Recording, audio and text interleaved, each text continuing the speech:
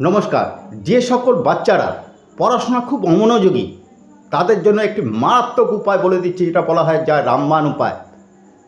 পড়ছে পড়ছে হঠাৎ করে দৌড়, সামান্য কোনো কিছু হলেই পড়বে না সে। যদি এরকম দেখতে পান পড়াশোনায় সে অমনোযোগী, পড়ছে না, মাস্টার আসছে, মাস্টারকে নানা রকম কথা শুনে সে বেরিয়ে যাচ্ছে, সুন্দর একটি উপায় বলে দিচ্ছি আজকে। কি করবেন না, বাড়িতে যদি কোনো মুক্ত পড়ে থাকে বা মুক্ত যদি নাও থাকে, একটা কম দামে একটা মুক্ত কিনে নেবেন, খুবই কম দাম।